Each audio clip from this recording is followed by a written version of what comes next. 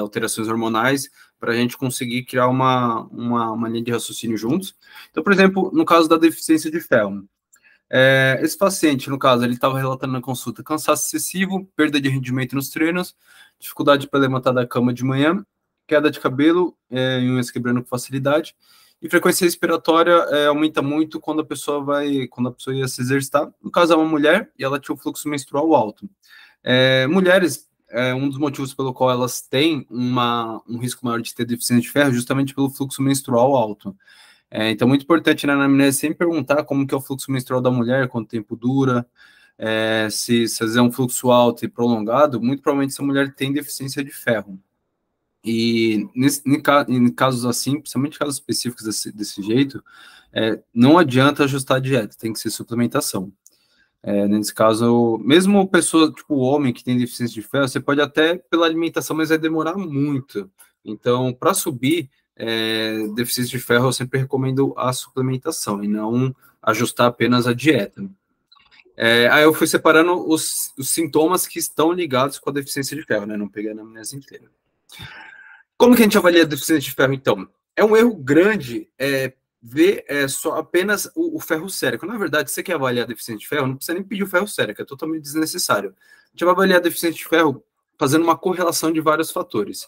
Na verdade, qualquer coisa que você vai avaliar no exame bioquímico é sempre correlação de vários fatores. Você pega vários biomarcadores e vai construindo como se fosse um mapa mental. Nunca, jamais você pega um exame de forma isolada, por exemplo, a glicose. Vê uma glicose alta e fala, você está com uma pré-diabetes aqui, provavelmente você vai ficar diabético e continuar assim. Isso daí não existe. Você tem que fazer uma correlação de vários exames, tem que realmente ir criando um mapa mental e, quando possível, ainda pegar o histórico evolutivo do paciente.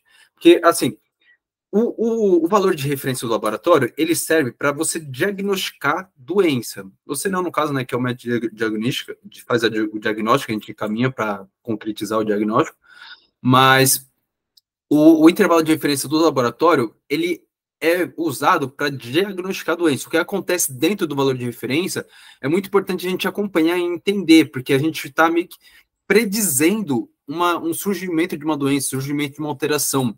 Então, por exemplo, uma coisa que já aconteceu no consultório, um paciente chegou lá com um laudo evolutivo, né? Ele tinha feito o exame recentemente, no laboratório que ele fez, fazer o gráficozinho de laudo evolutivo.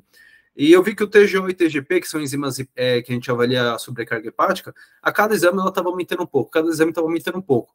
Quando alguma coisa está aumentando assim de forma linear, é que alguma coisa tem, não é por nada. Aí eu fui investigando, vendo se o paciente está tomando alguma medicação. Uma coisa, no caso, ele está tomando um manipulado, que tinha algumas ervas, e no caso, uma dessas ervas, ela estava ligada com uma sobrecarga hepática. Eu recomendei que ele interrompesse o uso. Então, assim, ainda estava dentro do valor de referência essa alteração enzimática, essa alteração hepática. Mas, pelo histórico, eu vi que aquilo ali não ia demorar muito para passar o valor de referência, para extrapolar o valor de referência, que já estava vindo de um crescimento linear. Então, é muito importante a gente pegar esse histórico quando possível, para a gente predizer, né, para a gente já meio que prever o surgimento de alguma alteração. Então, aqui no caso do ferro, a gente vai avaliar principalmente a ferritina, capacidade total de fixação do ferro e índice de saturação de transferrina.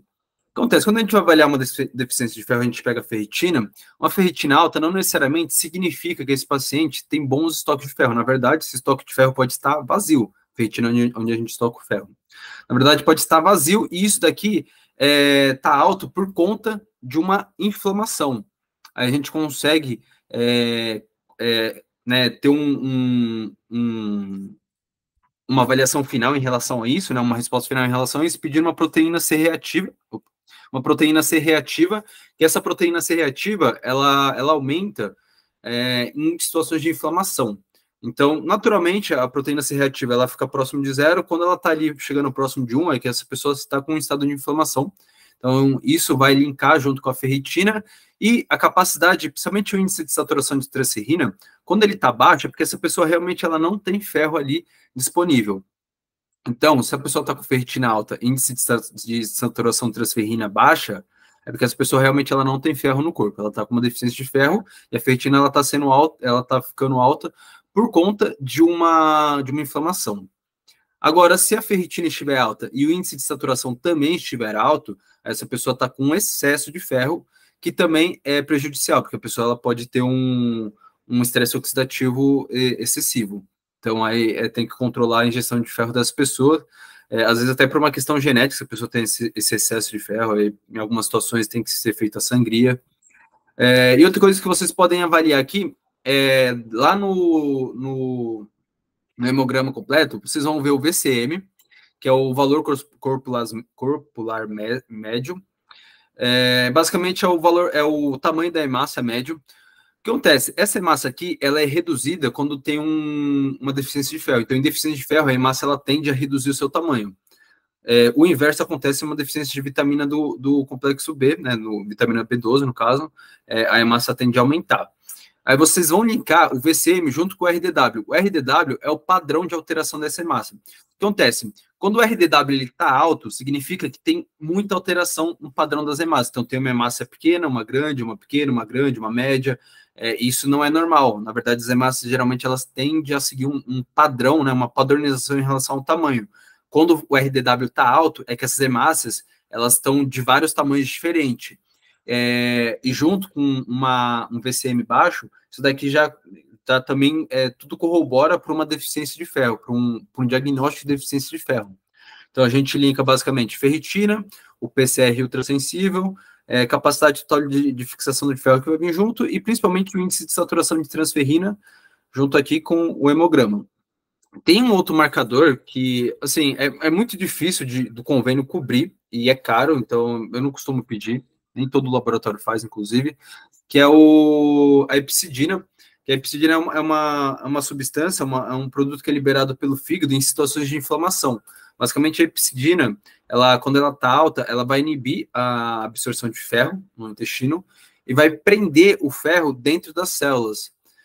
Porque é basicamente um mecanismo de proteção do corpo. Em um estado de inflamação, ele entende que tem um patógeno dentro do nosso corpo, e o patógeno, no geral, eles vão precisar de ferro para sobreviver, para né, proliferar ali dentro do nosso corpo. Então, ele faz isso justamente para impedir que o patógeno tenha acesso a alimentos. Mas, assim, a epsidina é bem difícil o laboratório cobrir, e o convênio também é difícil cobrir.